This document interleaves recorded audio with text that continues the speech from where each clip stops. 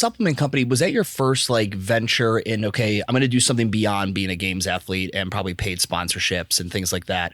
Did that come in when, when did that start and why did you go that route? I mean, it probably seems like an easy A to B for most people if they're thinking like, I'm a games athlete. What will I do as a secondary business stream of income?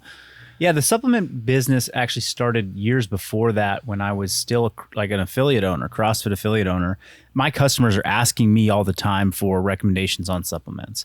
This was like I was heavy into the supplementation, phase of my athletic career, using these supplements to support my recovery and just my CrossFit experience.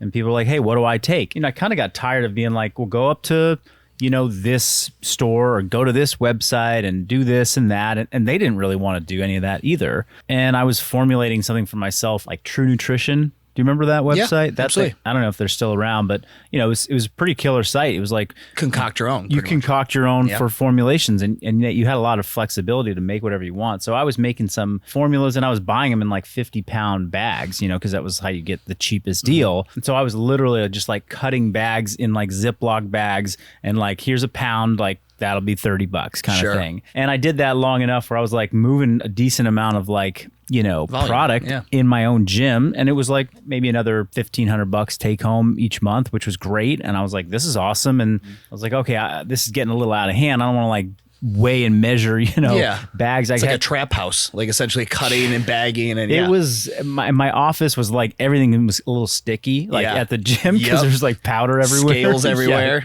It was bad. So that just, I was like, okay, well, maybe I can get some of these. And then I think I connected with True Nutrition, and they're like, hey, we have this co-packer that we work with that does, like, you can work within our company, our parent company, to just do bigger orders.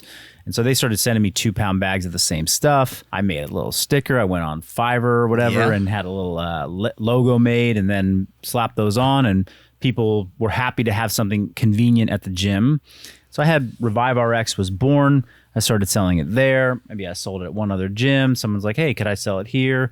I had a couple gyms, and I just did it locally. And then my brother and my cousin were like kind of transitioning in their careers and moving like from one company to the next. They're like, hey, they want to sink their teeth into something. They're like, you've got a following. You're like heavy in the CrossFit community. You're trusted. You have this brand. Like, can we come in and just, and I was like, sure, go ahead. Like, pour all your energy into it, whatever you want to make of it. Like, and so they decided to help or try and scale it. And so that was kind of, it's really a tough business to step. I mean, it's a tough thing to win at.